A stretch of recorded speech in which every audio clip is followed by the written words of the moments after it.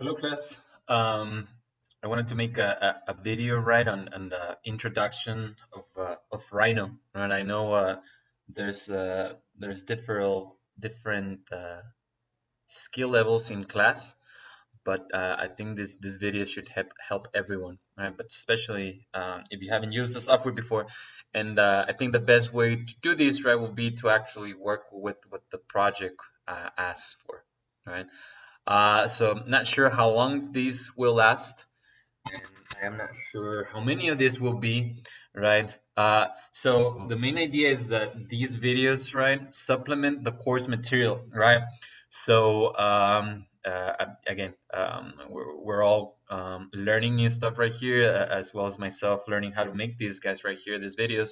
So again, you might see me, find me rambling on, right, talking about something, and all of a sudden I go into something else, right? Perhaps the pasting, right? The pace of the videos might be fast, or you might get, you know, kind of lost following something, and then all of a sudden you lose track of where I'm at. So that's why, I mean, the videos are a great learning tool. You can pause them at any time. You can just have them on the background as well. I'll look into adding the keys that I use, right? So maybe even just watching the video, right, and skimming through them, not necessarily having the audio on all the time, and a little reminder at least of the steps and the procedures that we do for the exercises, right? So let's get started.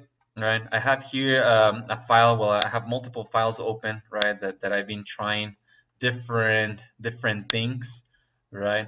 But let's see. Let me take you through the basics first. All right. So let's go ahead and open Rhino. All right. Now, while this opens, right, I like to comment and make the note, a very important note that what you see on my screen right here uh, will be perhaps a little bit different from what you see on your screen, especially if you're working at school. Okay, I am using Rhino 6, right? You can see up here, top left corner on my screen. We have Rhino 5 at school. Now, some of you guys might already downloaded the software for yourselves, right, on your own laptop. That one hopefully is Rhino 6, but there's some really nice improvements on this newer version, so I highly recommend it.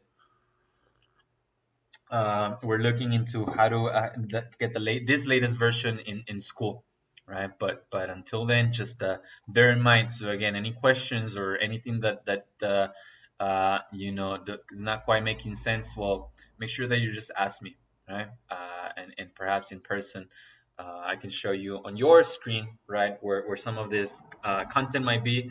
But I think that shouldn't be a major problem. Right, so here we go here on the Rhino screen, right? So a number of things, right? You have your menus up here, very important, right? Underneath that, you have your command line, right? Which is how we communicate with the software, right? So if you've used or if you're taking media, right? You know how with this software in particular, right, Rhino, we communicate with the software written, right, typing here on our screen, right? So I'm just gonna erase that backspace. Underneath this, you have these tabs, right? I like to have them on standard, right there, and there's a number of features right here that you'll see how we use them, right? Menu to the left, and then you have your multi-view screen, right, with your top perspective, right, from view. I'll be talking more about those and using them. Layers right here, and properties down here. Now these menus or this boxes right here, they're dockable, right, meaning that you may have them or see them differently, right, perhaps like this, right, but I always like to have my layers right on top and then my properties on the bottom. And again, you'll see me as I go through this exercises how I use them both. And then last but definitely not least is this bottom portion of our screen, right? I'm gonna turn everything off for right now so that when I need it, right, I turn it on, and as I have to go through the action of turning it on or setting it on, I can explain more into detail what each of these do. Okay, so let's get started. Right, so I'm going to start with the exercises that you guys did by hand, right? Which was the grids, right? This grid, and how did we do these grids? Well, remember, we started with the circle, right? We started with the circle. That this circle, right, should had a specific dimension, right? And right, it was of 1. And I think in our case, right, let me go to this other file that I have here. I think this one has it already. There we go. Right? This one has it already. So remember, I gave you guys this. Hold on a second, right? So I basically gave you guys this. Right? I gave you, or it was given for you guys, right? That start with the circle of 1 inch, right? From there, with that circle, right, draw these 4 polygons that we have here. All right. Now this distance was set after creating the polygon itself, right? Remember, because even this distance right there is not quite 100% accurate. All right. It's being rounded off a bit because of the units that we're using right here. But we did use this as well in class, right? Remember, you guys remember we did establish, right, for just to make things easier, that the size of this, um, that once you set a diameter of 1 inch, right, and you draw a, let's say in this case, a equilateral triangle, you end up with each of its sides being about 7/8, right? But again, as we saw in school, and as you will see right here, it's actually quite different. If I'm not remember, before I changed this units, it was something about 0.87, right? Okay, let's go to your file, right, or the new file that we have set. The first thing as well, right, is to set up units, right? And let's see, let me get a new Word document going on right here. Maybe I'll do like a little outline of critical steps and I don't know, things that might come up. So units, right? Well, the first thing that we want to do, right, or one of the first things that we want to do while setting any file, right? Any file that we're working with, right? So how do we do that? We type units, right? Enter. Now, again, enter might mean 3 things actually using Rhino. Okay, it might be in your enter key, your space bar, or your right click. And again, you're gonna see that I use all of them as I go through this. Right. So again, once we type units, enter. Right. Model units. Right. Let's make sure to change those to inches for right now. And also, right, your distance display, let's make sure that those are set to feet and inches, right? So let me go to this units. So then I guess we talked about changing, right, model units, and also uh, distance display, right? And this should be either feet or inches. And distance display, this should be fractional if I'm not mistaken, right? Yes, fractional feet and well, it's different, right? Fractional, then, but we actually want the feet and inches, right? Feet and inches. All right, there we go. So go ahead and I'll go ahead and minimize this, and we hit OK, right? And again, it seems like nothing happened, right? We have the grid, right? The grid, you can turn on the grid by pressing F7, right? F as in function, right? So F7 equals show hide grid, and I'll go ahead and turn it off for right now. And just make sure that my units went through, right? Inches. Okay, perfect. And turn off my grid for right now. Now you maximize, right, each of these viewports, right? I double click, right? Like that. And turn off post now for right now. Right? So let's start with the same way that you guys started, right? Which was with the circle, right? So we type circle, right? Now it's asking us for center of circle, right? Right now I'm going to click anywhere on my screen, right? And click. Notice that I move my cursor, right, inwards and outwards, right? And to make a different size circle, right? But again, remember, we're highly concerned with precision, right? So we actually want to specify the radius of this circle, right? Also notice that as you move this cursor, right, or your cursor, you also have this tool on the bottom right here, bottom left, that tells you the distance, right, where your cursor is. Notice that it changes as I move inwards and outwards. So it's a nice little help that you have there. But again, we're very concerned with precision. So radius, right, we want to type 0.5 and then enter, right? And you have a circle. Now let's always double check your work, right? So we have this command called distance, right? Enter. Now we want to measure, right, the diameter of the circle, right, to make sure that it is indeed a 1-inch circle, right, in diameter. Now for this, right, this is a moment, right, that OSNAP helps, right? So we turn on OSNAP on, right? Now nothing is selected right now. Let's go ahead and turn on quad, right, which are your quadrants, right? Now you see that as you place your cursor, I'm not clicking, I just place my cursor around my circle. You get what's called a snap, right? You're snapping onto the object, right? Notice that I'll zoom in, right?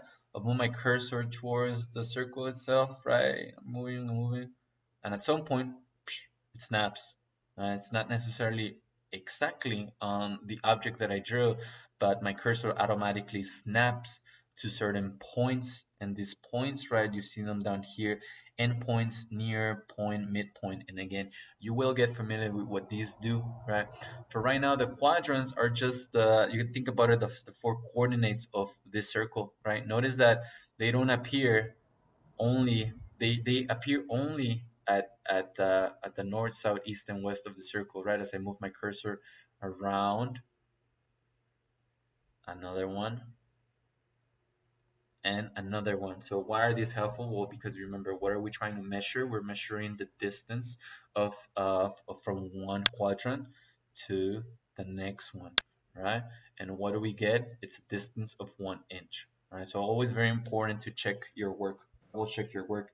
I'm gonna type copy, right?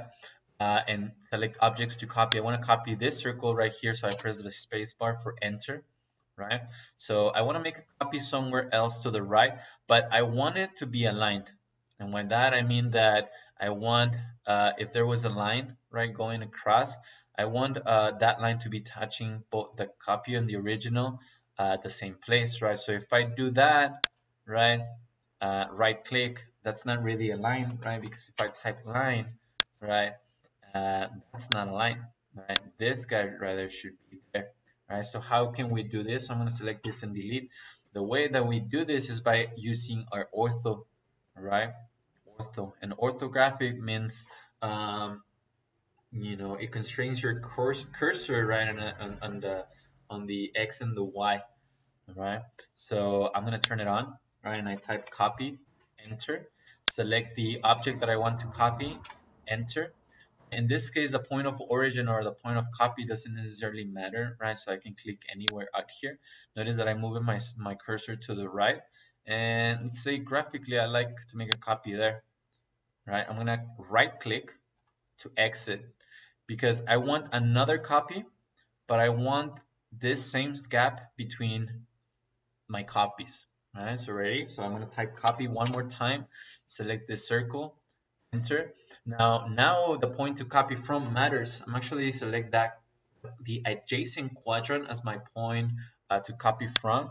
So copy from there to there to there, right click to exit. Good. All right. Let's start working with some layers and start working with some layers that are important. And again, this might change as we continue and move forward, but let's just call this for right now, say ref circle. Right, ref circles. These are going to be, let's say, some dark gray. Okay. So I can select my circles that I drew, right, with my right click and drag and create this window, right? And underneath right here, right, I can select ref circle and send them to that layer.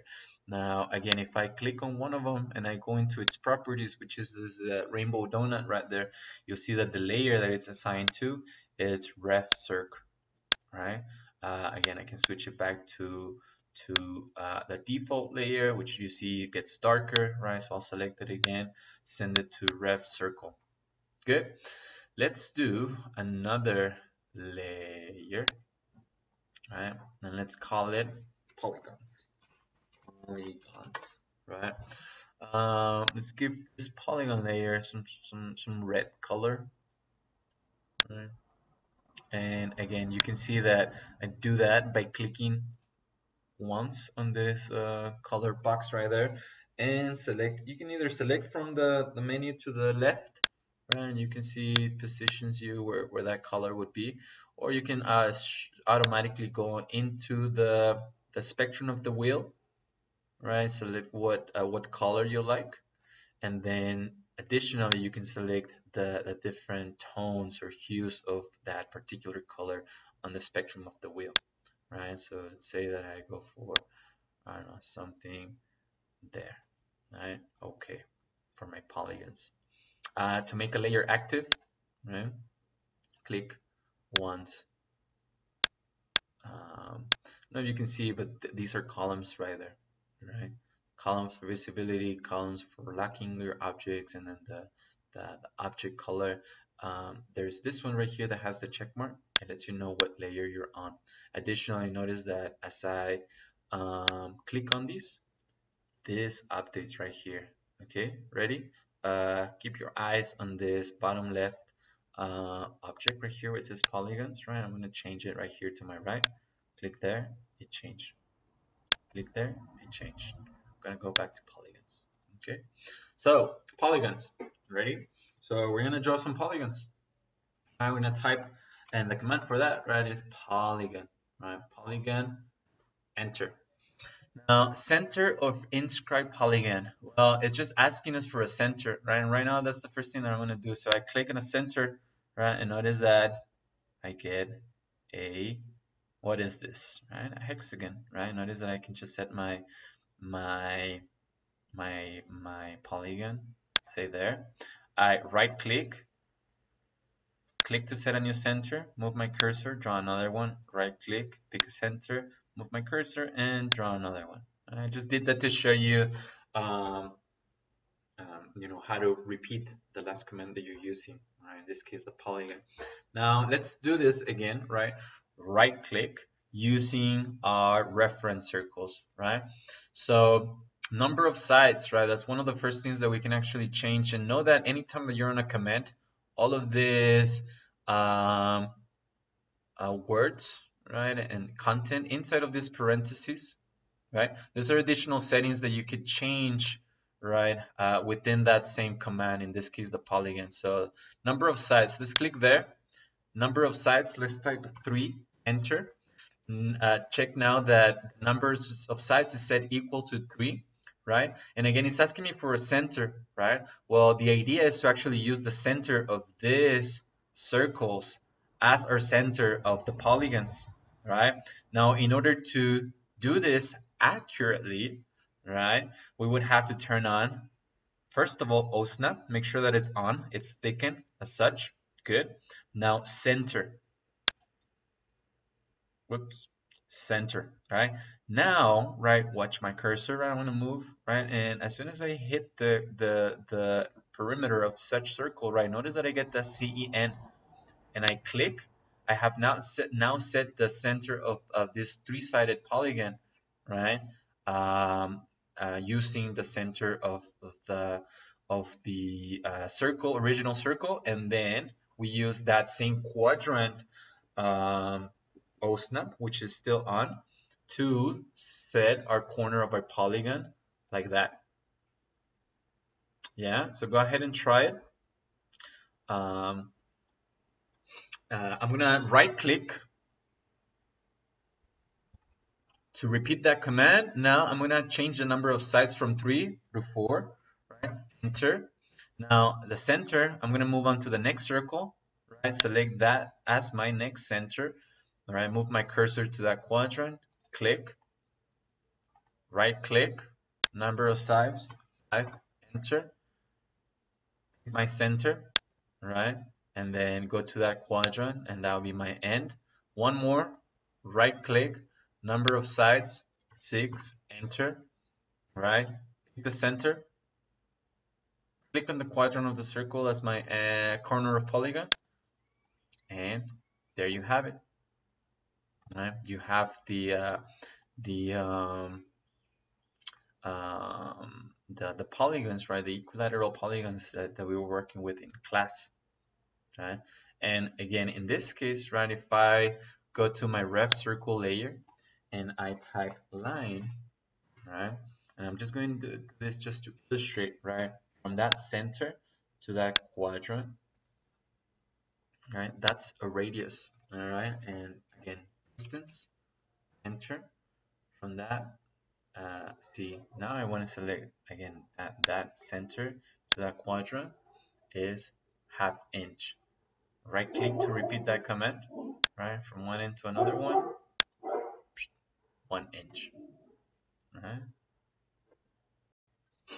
Okay, so now we have our 4 polygons. Now, what did we do next? Right, well, we use those, right, to make your tessellation, right? So I'm going to copy this object, and then I'm going to copy it, and I'll escape to repeat to again go over the copy command one more time, perhaps slower. So I type copy, right, spacebar. Now select objects to copy, right? Make a selection window. Those are the objects that I want to copy. Enter, right?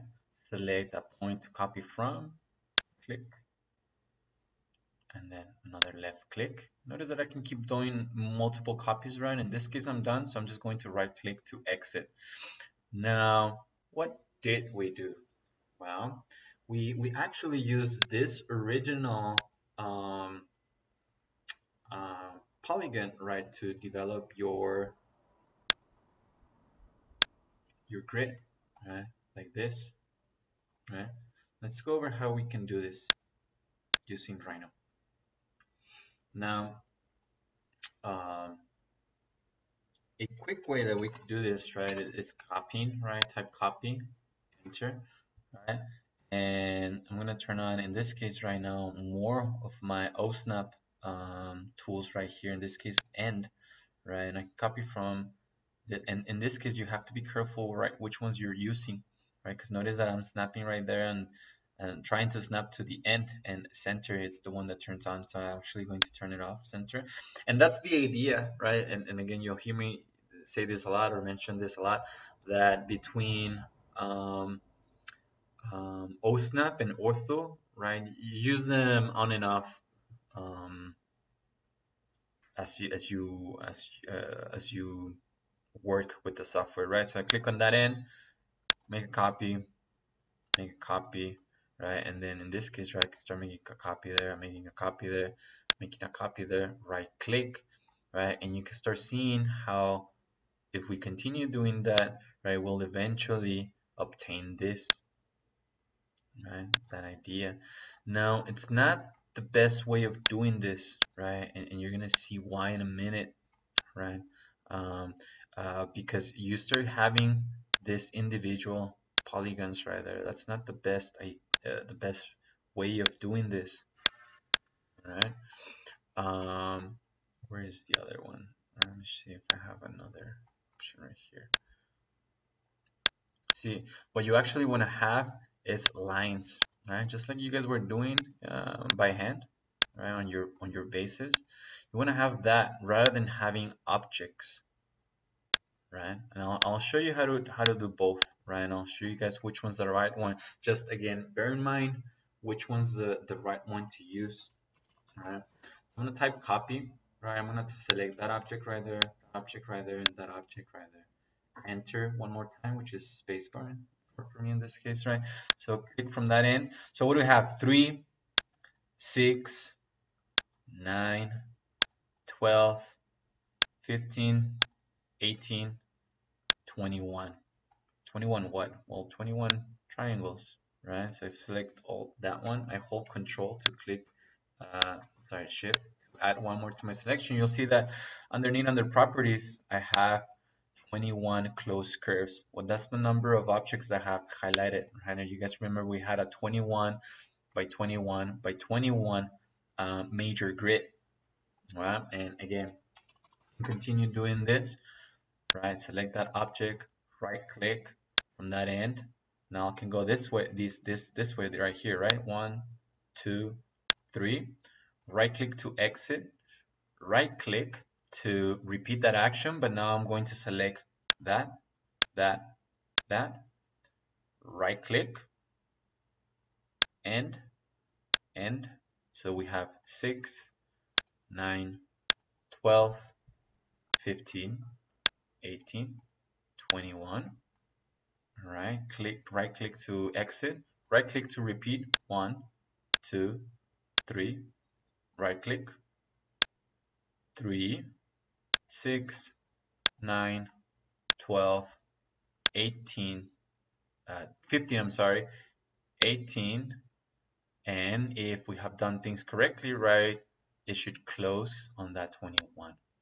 Right click.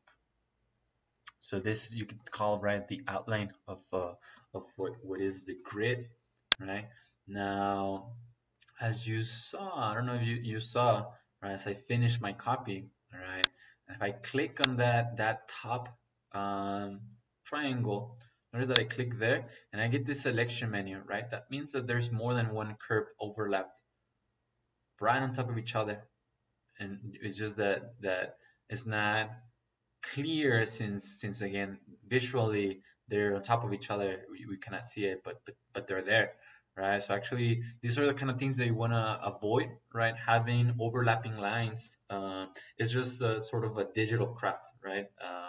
They're not really help in this case, they're not serving a purpose, right? So I'm just going to select one, it doesn't matter which one, and then hit delete, right? Notice that that's gone. All right, so again I can continue, right? Copy, right? Select now a number of this right there, right click from that end to this end, that end, that end, click, click, click, click, click. Right, go through this, right, and notice that it gives you the preview, right? So again, I click there, click there, click, click, click, right click. Now notice that I don't need these, right? So I'm gonna select them, all right? And again, there's different kind of selections, and we'll talk about those.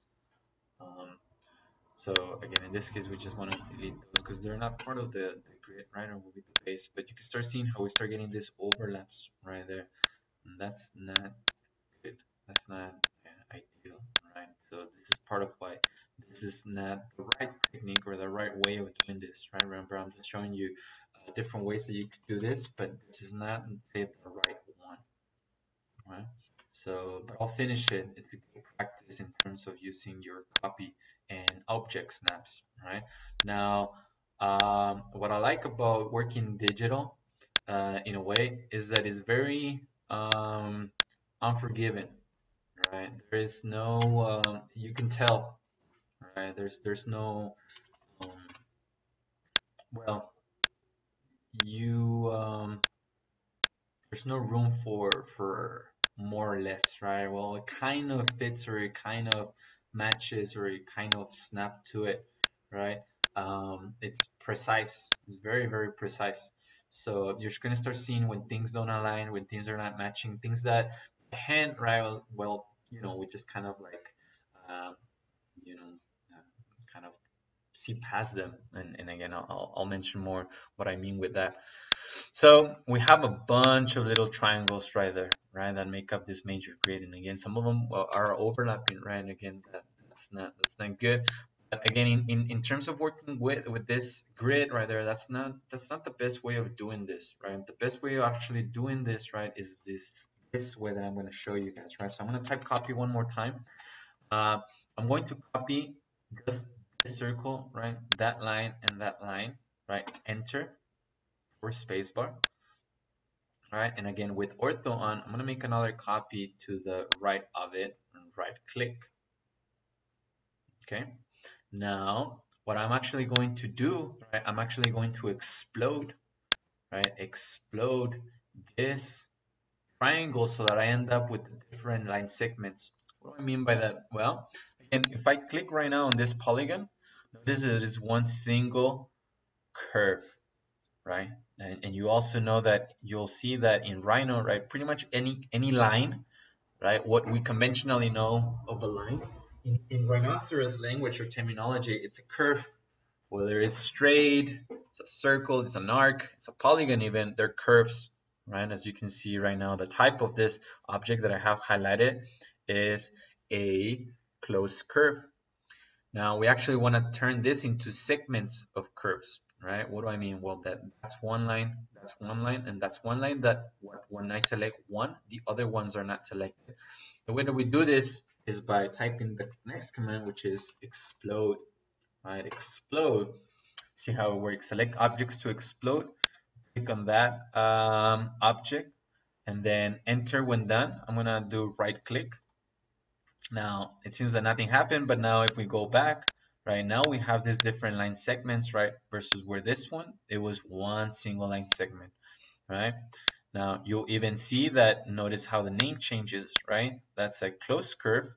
I click on that next, and that's an open curve. Now, why do we do this? Well, think back to how we were doing the grid, right, by hand. Now, what we're actually going to do is do this by lines, right? So I'm going to type copy, right? I'm going to copy that line, right? Right click from that end onto this end right there, right? And I'm actually going to do my lines, right, all the way to my right. And again, just watch me, right? So again, I'll do another copy, right? So I'll type copy, right, of this line, right click, but then now my to copy from is going to be that end. So I have 3 lines, right? And I'm going to do 21. All right, ready? So I have 1, 2, 3, 4, 5, 6, 7, 8, 9, 10, 11, 12, 13, 14, 15, 16, 17, 18, 19, 20, 21. All right, so let's double check. I'll select all those right there. So I have 20 plus 1, 21. Okay. And just watching, right? So I'm going to type copy one more time. Right, now I'm going to copy this other line, right click to enter, select that point, and I'm going to select this one right there. Okay, why? Well, because of this. We're going to use the command called connect, right? Enter, and we want to connect this line and that line. What do we get? Well, an outline, right? The outline of this grid. Now notice that this is a single line as well as this one right there. In here we don't have that. We have a bunch of little lines, right? And that's actually what we want to avoid, right? Having this bunch of little segment lines right there. So let's try that command one more time. Connect, right? And now I want to connect this line and this line right there. And we have again the outline of what was in our case the grid that went onto the base. I'm going to copy, right? This language is going the opposite direction, right? And from that end, right, onto this other end, that end, end, end, end, end, end, end, end. Right, copy there, there, there, there, there, there, there, there, and there. Right click to exit. Now I'm going to use the following command called extend, right? Extend, enter. Now select boundary objects or enter extension length. Well, in this case, our extension boundaries, right, is going to be the same perimeter they have for a major grid. And now with our selection, right, oops, not you, right click, right click and enter, set your boundary. Now select curves to extend. I can do it in my selection, not that. And you see how all of a sudden, right, very quick, very fast, we have done the grid, right? Well, parts of it, right? I'm going to undo, just to do it one more time. Okay, so extend, enter. We first select our boundary object, right? The boundary objects, think about if each of these lines was a laser, let's say, the boundary would be where it will be hitting, right? It's the target. So in this case, are those two? Those two. Right click to enter.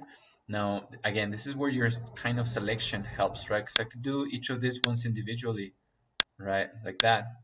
But if I want to do things faster, I can just use my little dashed selection option, right? Which in this case is from the bottom right corner, and I create this window. And notice that it's faster, right? It's a little bit faster. So I'm going to right click to exit. Now we're almost there. We're just missing what? We're missing something, right? Is this the lines, these horizontal lines, right? The bottom ones. So let's go. I'll show you how to do that. Those, right? A little bit different, but do this. I'm going to type copy. I'm actually going to copy this line right there. Right click, and we're going to copy from that end to there, there, there, there, there, there, there, there, there, there, there, there, there, right, click, click, click, click, click, right click to exit. Right, so basically I selected that line right there, copy it to each of these segments, and we're almost there, right? We have our grid almost, right? Now we actually need to cut, right, all of these excess lines right there from this line right here. So we can do that really easily, right, with our next command called trim, right? Trim, enter. Now select cutting objects. In this case, it's going to be the line that defines our perimeter, enter. And again, I can start deleting, right? Or I can just do this faster, right? Like that. There, right click, exit. Right? So again, visually, this object right here, and well, this number of lines and this number of lines look the same, but they're actually constructed differently, right? They're built differently, right? So now if I click there, I have a triangle selected, versus if I click there, I have these are all line segments that notice that they span, right, from one point to another one. There's three major directions, right? Sort of this diagonal, the diagonal going the opposite direction, and then this horizontal lines, right, that just continue, right? But again, this is the one that we want, right? Go ahead and try both, right? Just so you see the difference. And again, as we work more with the software, things like this make more sense. Or again, it's all based on what you need and what you need this for. And I'll also like to make a note, right, that digitally, just like anything else, actually, right, there's many ways of doing the same thing, right? And all of this is based on a certain logic, right? And each of us have a certain logic as to how to use the tools that we know, right, in such a way that it minimizes the amount of work that we have to do, right? So in a couple of cases, right, or always, or in many cases, right, you'll see me or you'll see anyone try something, right, or in a particular class, and you'd be like, well, I found a faster and easier way of doing it, right? So those are always good, and that's actually how we learn, right? We learn from colleagues or classmates, right, that find an easier way of doing the same thing or achieving the same end object without, I'm gonna emphasize, without sacrificing the quality, right? And in essence, without sacrificing the final objective of whatever you are doing. All right. So again, just bear in mind, there's many ways of doing the same thing. I'm just showing you guys whatever first, based on my experience, and the tools that I know, kind of crosses my mind. And you even see me at some point, I'm like, wait, guys, actually, I just thought of a faster, easier way of doing that same thing. All right. So anyway, let's create one more layer, right? And let's call this try grid. And let's actually give this a different color. Let's give this maybe just a gray. I set it okay. And I am going to copy, right, that from that point to that point, right click, and I'm going to select this right there, and actually I'm going to send that now. Actually, I'll delete it. I'm going to delete it for right now.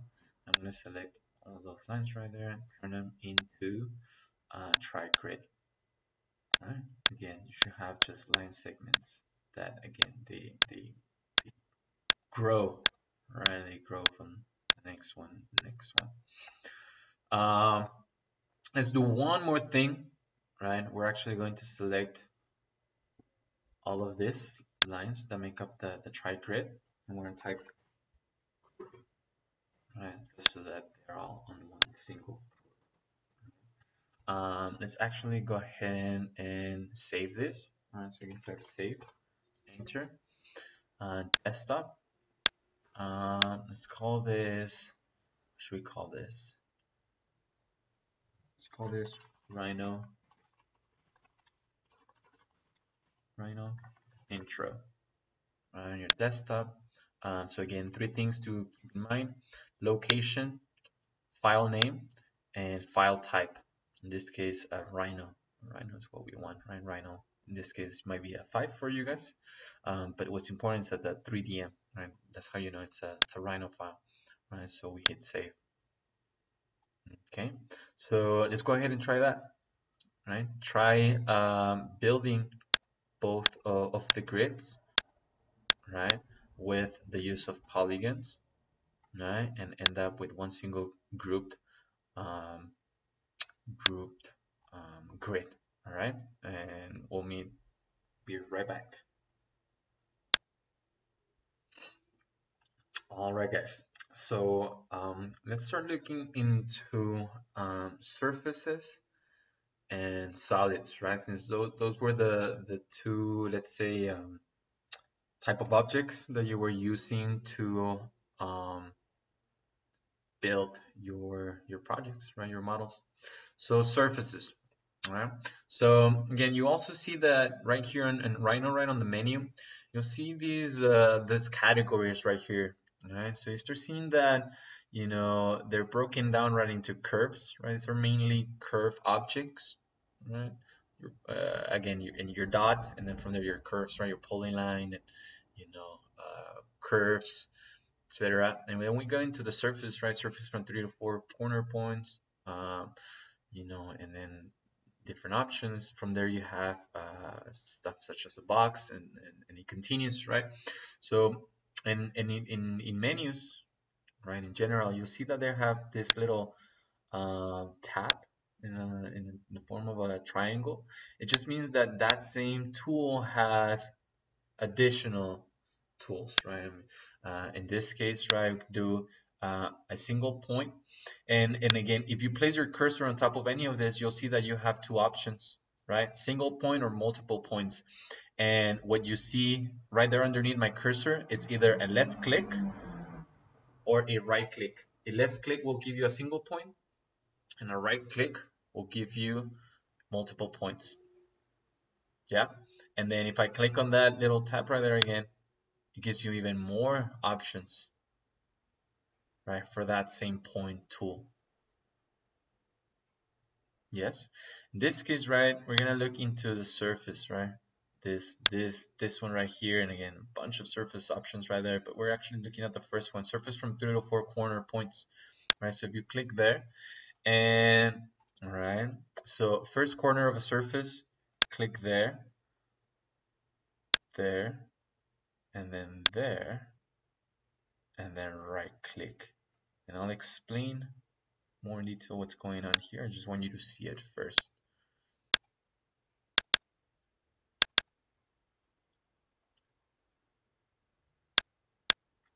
We get our first surface, right? That again, by definition, here in Rhino, I'm gonna press F7 to turn off the underlaying grid. Curves are infinitely thin, and so are surfaces, right? So in this case, we have no thickness on this surface, right? And in general, actually, in surfaces. In order to get 3D objects, it's a number of surfaces that make up for the three-dimensional appearance of things, right? So let me go back and do this one more time. So again, remember, I navigate from viewports, right? Double click, double click, double click, right? So let's do this one more time, right? So surface from 3 or 4 corner points, and you're gonna use the grid that we just built as a guide, just like you guys did by hand right now digitally to create the surface. Right now, second corner of surface, third corner of surface. So I'm basically tracing, right, or going around all the corners of this triangular polygon. Click there. Now I don't have a fourth one, right, because I'm working with the three-sided polygon. So I'm actually just going to right click and I exit the command. Now I have my grid underneath it, and I also have a surface inside, right, that I can actually move. I'm gonna go ahead and turn on my gumball, right, and I get those tools right there, which help me move stuff and actually even scale stuff, right, and deform it, right, and even rotate, right. I'm going to undo, undo, undo, undo, undo. Right, I just turn on the gumball so I can move it out of place. Right, so I'm going to repeat that one more time. Surface, right, now I'll go to, right, I'll skip that one, I'll go here and then there, right click. Well, I'm going to do it one more time. Click, click, click, right click, and then I'm going to move them. Right, so notice again, now this thing gets a little bit messy, right?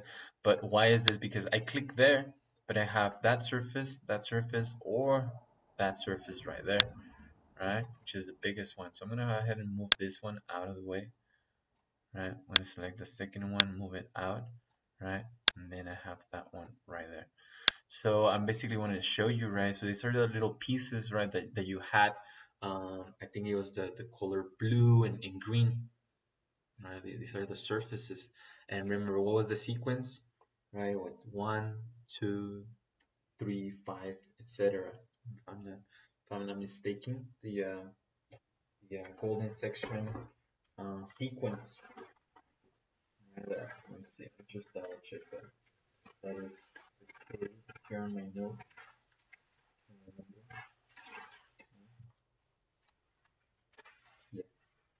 Yeah. 1, 2, 3, 5, 8. 1, 2, 3, 5, 8. Correct. All right, so let's actually work with colors so it helps us see things better, right? And we'll repeat that same action. So let's create a new layer. All right, let's call this surfaces, right? And we're gonna work with sublayers, okay? So I'll create a sublayer under my surfaces, and this is gonna be my, let's call this S1, for surface 1. Let's create a new sublayer under surfaces, S2, right? Etc. Now I don't have the colors right in front of me, but let me go ahead and create all the sublayers, right? So 3, 4, 5. Oops, not that. You see, created a sublayer inside of a sublayer inside of a sublayer, so that's not ideal. All the sublayers should be inside of the same layer, right? So how do we rename, right? So I click, right? You first highlight it and then you click one more time, highlight it, click one more time, name this S3, enter. Let's go into surface, right? Create another sublayer, go there, create another sublayer right there, so that we have our S3, S4, right? And then S4, whoops. See what happened. A layer with the name you specify already exists. Specify a different layer name, right? Well, of course, I already created S4. This wants to be S5. Enter. Okay. Now these, right? If you kind of see what we're doing, right? These will become the different colors, right? That we have for your surfaces, and let's do this though. S1, 2, 3. Let's name this S5. And then let's actually name this. Oh, okay. Last one, you see the biggest one should be S8. Why? Well, remember, first surface, right, which was S1, was the, I think it was the darkest one. It was somewhere like a blue, like that. I'd say that blue. Now, from there, this is where the colors, I wish I had the colors with me. Here to my, and let's see, to my options. I think I can have them here on my phone, right? Just to get them as approximate or as close to. Okay, here we go. And no, actually, I have it wrong. Right, I mean the first one, the unit one, it was more of this color right there, and but a little bit burnt out like that. So one, and that actually should be S1, right? S1 should be sort of this greenish like that. S2 is actually that blue. S3, which it was 3 times as big as number 1, right? I think it was some sort of lighter blue, right? So kind of like that. From there, I'm gonna make this one a little bit darker. Okay, maybe not, because it's gonna be confused by the other one. I think the next one, right, it was a lighter blue, kind of there.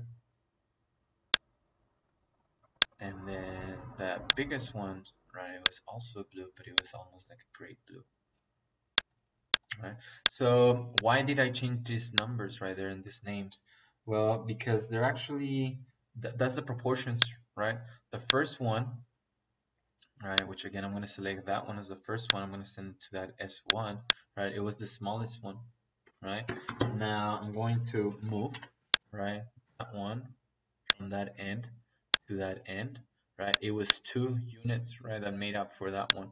So I'm going to send that one to that layer right there. And again, I'm looking at my phone right now to make sure that I have the closest colors. And then I'm going to move, right, this one, right, from that end to this other end.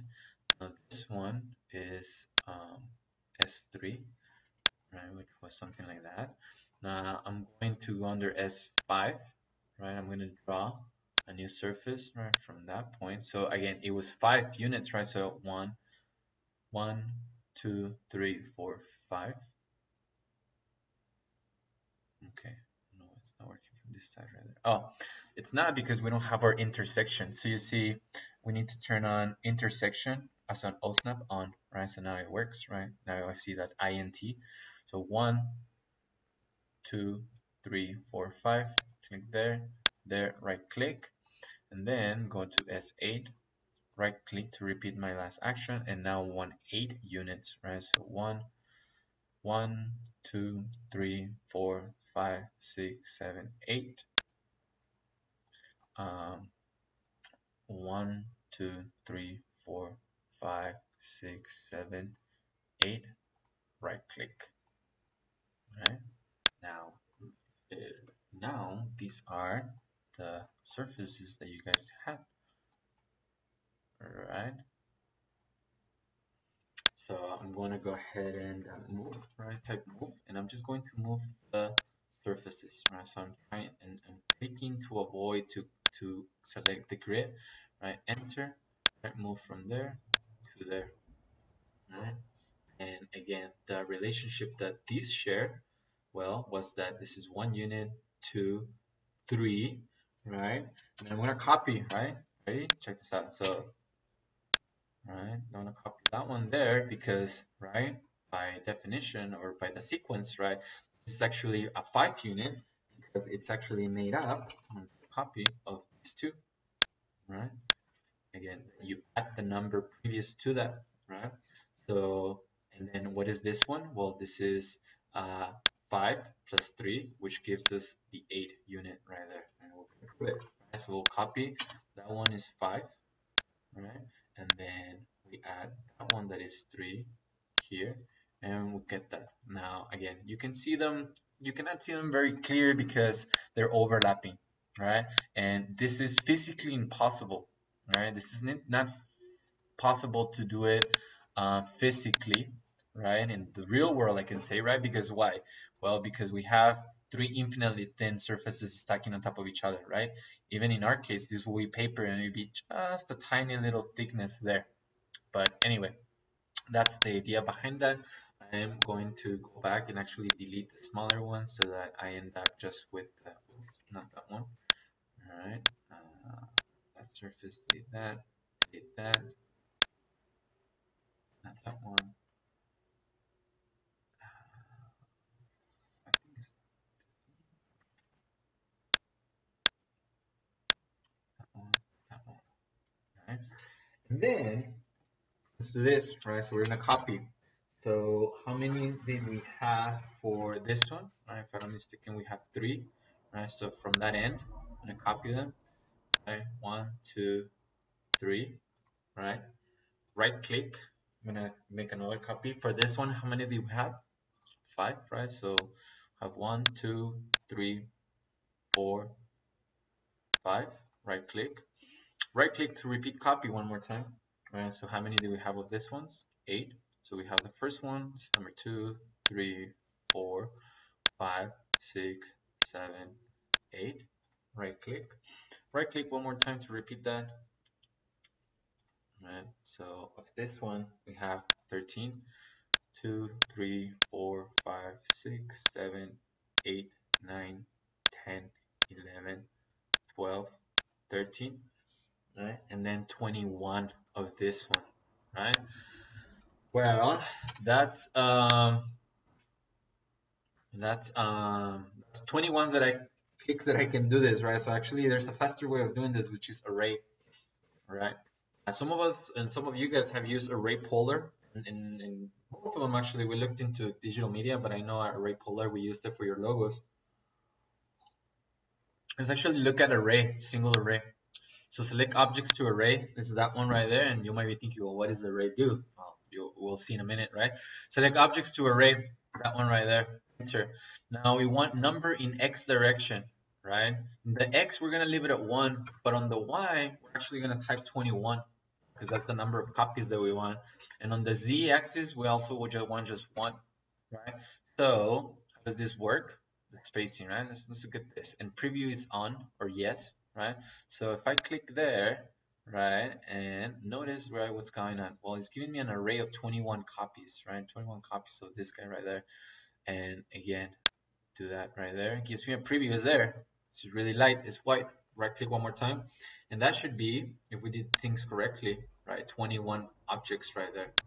right? I'm gonna undo, right? Why am I doing this? Well, because again, we want to um, you know, be as efficient as possible with copy. So I could type copy, right? Select that object, enter, do 1, 2, 3, 4, blah blah blah, all the way until I get to 21. Well, since I know there's a polar, the array command, I'll do things way faster, right? So I'll just type polar, right? And I don't want that polar sonohedron, so I'm just gonna delete that polar, a polar. Oh, sorry, it's not polar, it's array, right? This is just array, enter, select objects to array, guy right there, enter. Now the x, remember, that's the x, and you have it right here, right? Our little coordinate axis, x and the y. So we actually want one copy, right? Or it remains as 1 on the x, but it's 21 on the y, right? Which is this one right there. So x, I'm gonna right click to skip that one, or press 1, yes. Now on the y is where we want 21, enter, and the z one is fine, so I'll just press enter. Now y spacing or first reference point, right? So notice that I pick the top of the surface that is already drawn there, click there. Notice that as I move my cursor on the y direction, right, it gives me the array of these ones. So I'm just gonna snap to that intersection as my second reference point and click. Press enter to accept. Why? Because it's giving us a reference. So I'll just right click to enter, and I have my 21 copies. All right, and I have all the surfaces that you guys had, all right, prior to starting the exercise, right, or as you guys build your models. Okay, so let's go ahead and try that. All right, creating your layers, right, for your surfaces and using the surface, right, and the shortcut for that is SRFT, surface point, right, and click, click, click. And since we don't have a 4 point in this case, we right click to close that and make sure that we send it to the right layer. That's a 1 unit, right? So that should go under the 1. So that should be an S1, right? That. Okay, I'm gonna delete this and try that, and we will continue after that.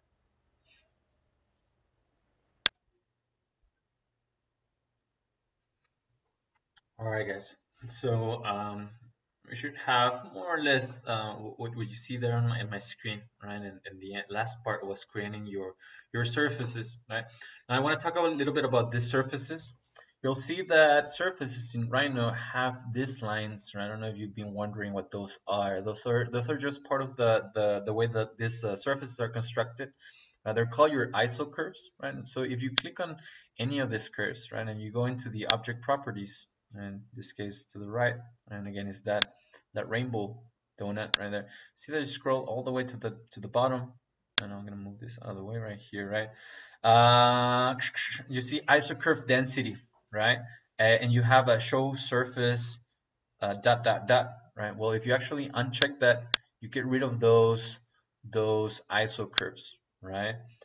It's just the way that the geometry is built here digitally. At the same time, right, you want to see more of those, right? Let's see if that works right here, right? You can add more of those, right? So we work with those. Let's just actually, let me just first of all set this one where it should be, right?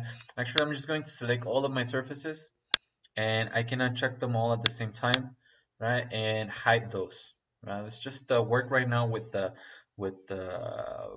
as close as possible to, let's say, to your physical real world objects, right? The surfaces that you cut out of paper did not have those, so I'm just gonna turn them off.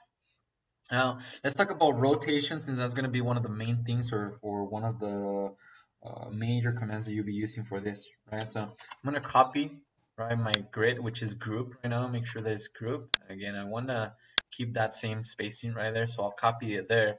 And I'm going to type copy, right? copy, right, that, for example, one of my major surfaces, and I'll bring it there, right?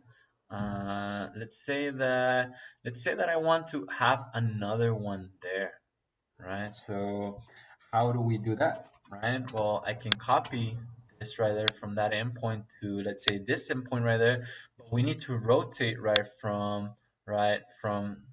this line, right, rotate it this way, right? So let's look at rotations on Rhino.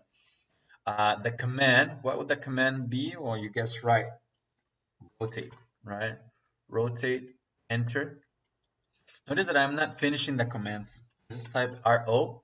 That's the first word that pops up. I don't need to finish typing, and I just press enter. Select objects to rotate. In this case, remember, I want to rotate that surface, so I just select the surface.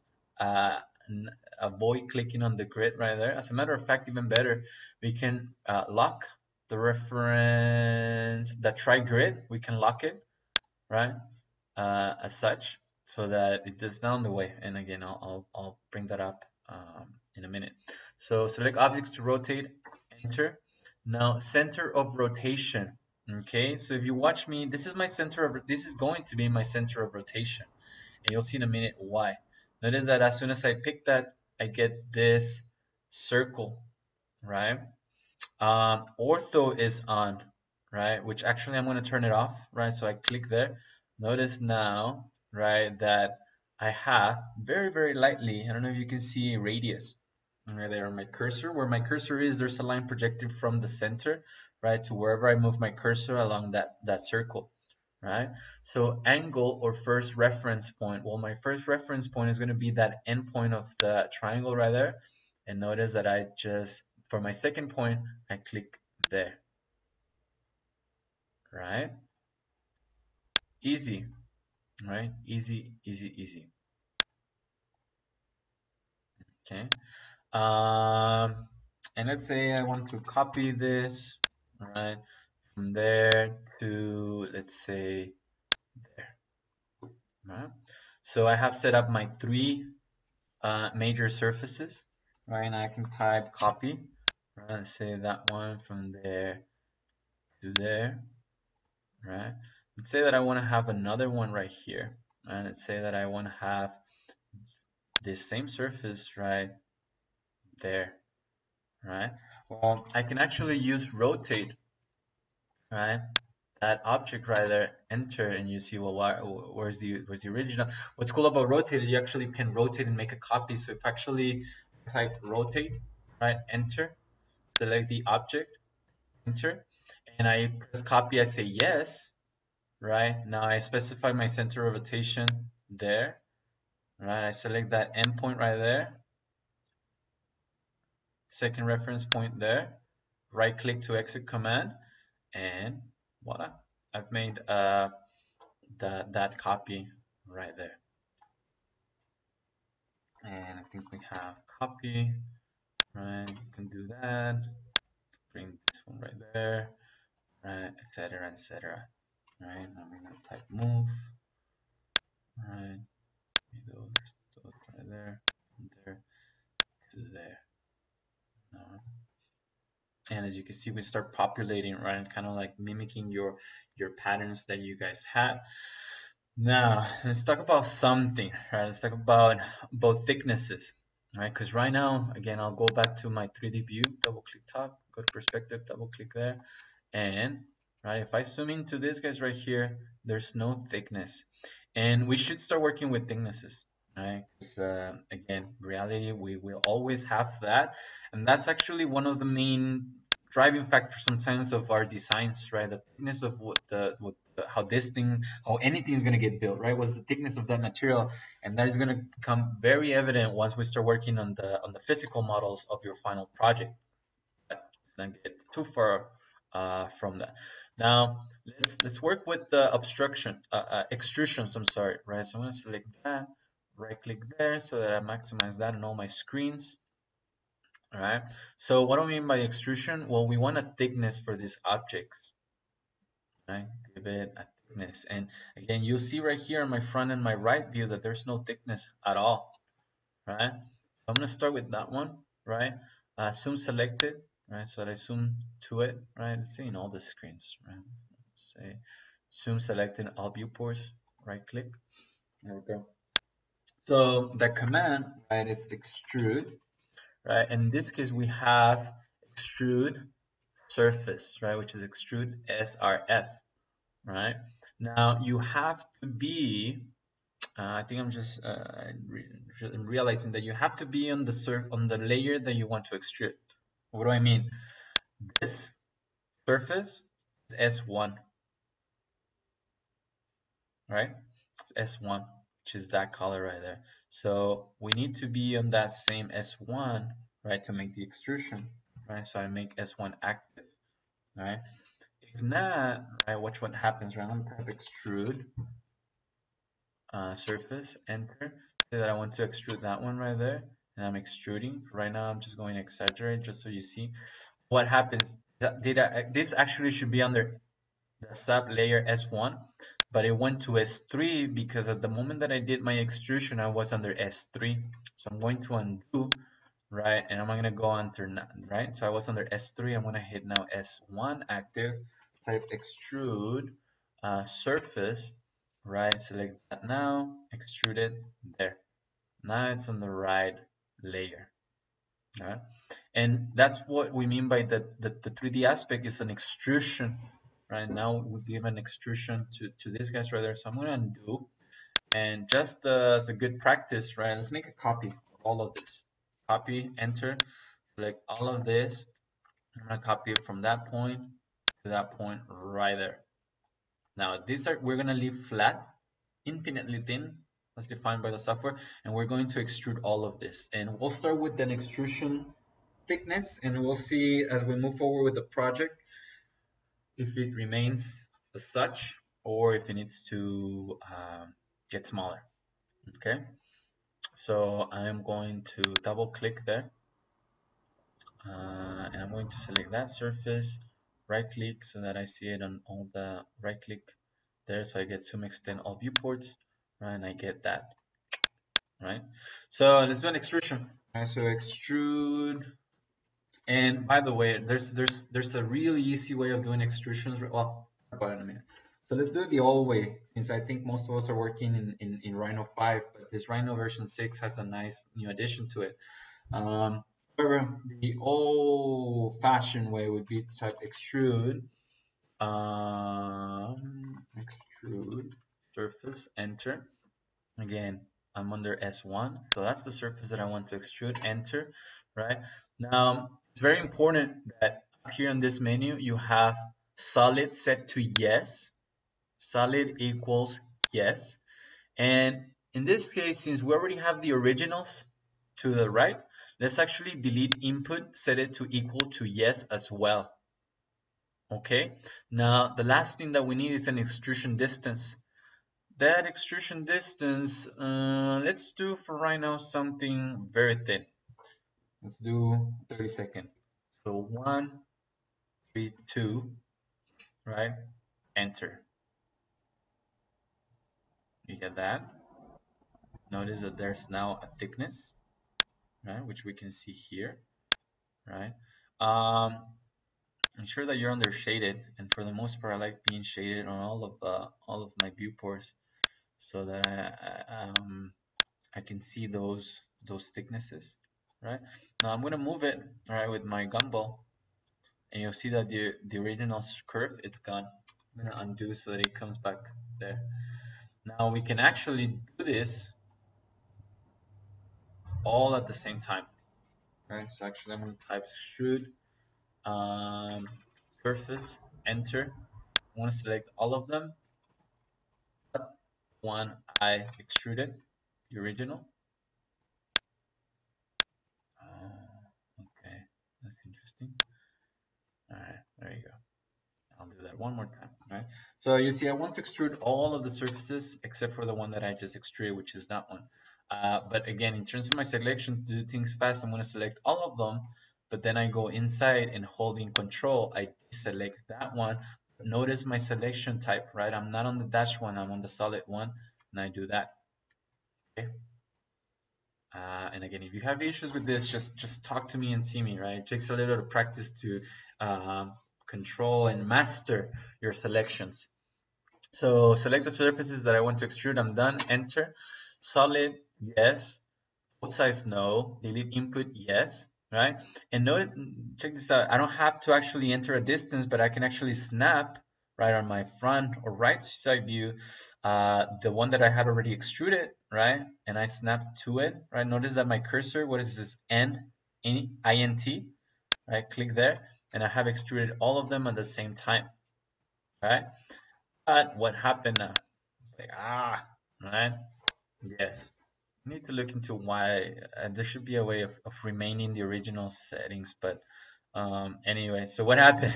All of them got turned into the S1 sublayer, right? Okay, not a big deal. So we can change this real quick. Select the surface. That should actually be S8. This one's right there should be S5. This one's right there should be S3. This one's right here should be S2. And that's it. I'm going to select them all one more time. And just like we did with the surfaces to the left, I'm going to turn off its ISO curves, right? Uncheck that, right? So again, they look the same from the top, but they're not. I go into perspective. These guys right now have a thickness. These don't. Okay. Now, I'm going to make a copy, right? And remember that part of the assignment actually, right? Part of the assignment, remember that one of the criteria is that there was no overlaps of surfaces.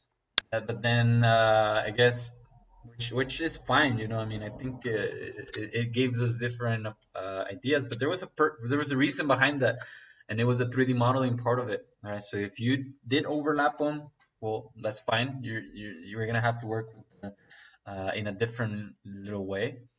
But now the idea is that you actually rotate these, right?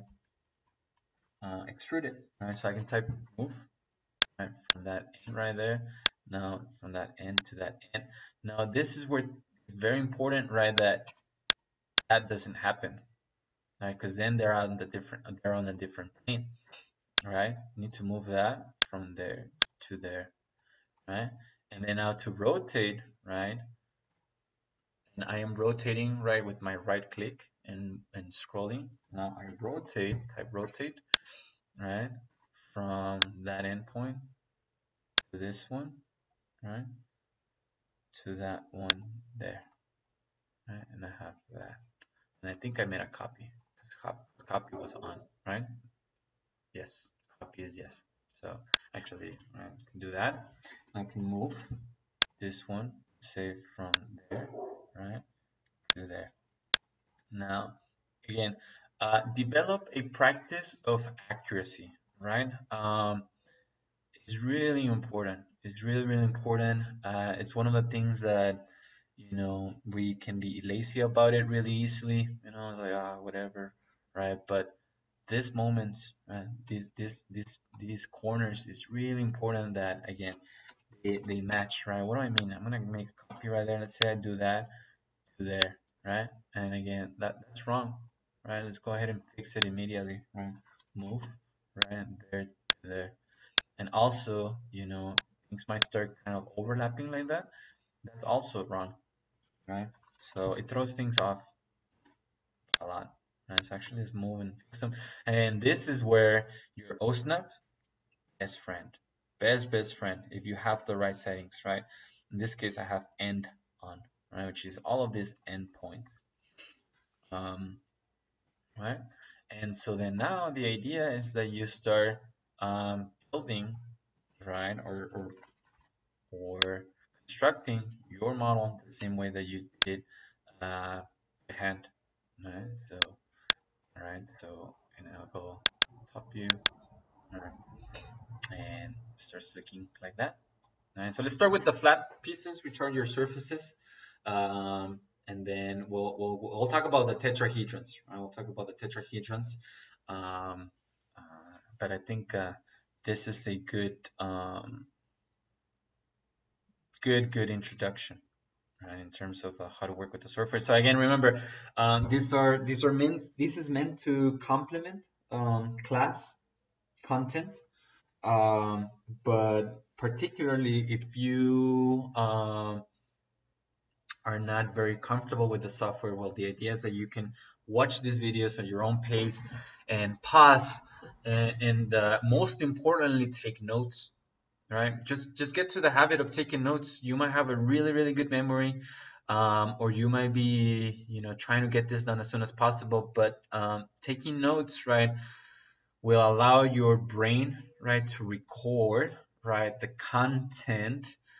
You slow down, you take the time to write down, and believe it or not, the information is being processed as you do so, right? And it sticks better memory wise, right? Because again, a big part of being I was going to say fluent, but being agile with the software is practice, of course, and is in memorizing the commands. If you have noticed, right, I rarely, or I try or avoid, right, using the icons to the left or the menus up here. I could actually do everything that I've done with the menus up here and icons up here down to the left, but it's faster, is in my opinion, in my practice, to do this with the commands. Okay, so always don't forget, save, enter, right? Or file, save. Oh, by the way, right, anytime that you see this, Control S, Control I, right, or even let's see, some other places, right, you'll see the little the shortcuts, right, the keys. In this case, Control S. All right, we'll save. I'll also just like type it, save, um, etc. All right, so let's try that. Let's try that so that you end up with your surfaces where they go. Now, if you did overlap them, well, you're gonna have to work with layers. What do I mean? Well, that if you, let's say, type move, right? And let's say that you did overlap them, even though, we were not supposed to, right? You're gonna have to make sure that they are overlapped like that, like a cake, rather than being overlapped like this. Now, why? Well, because again, physically it's not possible, right? But also visually, right? You see how the software kind of glitches? Well, because there's two surfaces of the same size overlapped. Okay, so let's make sure that you actually, right? I'm actually just gonna have them overlap like that. And we'll see. Maybe it's an opportunity to try something new or something different, right, with your project. I'm still debating how to treat these because later on the road, when we start putting your tetrahedrons, it's also going to matter. Why? Well, because the tetrahedrons have a flat base, right? But so then, the flatness will be only on this portion, but then you'll have this thickness right there. It'll make sense visually more than right now. So for right now, I wouldn't be too concerned about it, but just wanted to bring that up. So click those, delete them, and again, be patient with yourself, with the software, and remember that it's just coordination and practice. So let me know if there's any questions, right? And I'll be happy to help you with them. All right.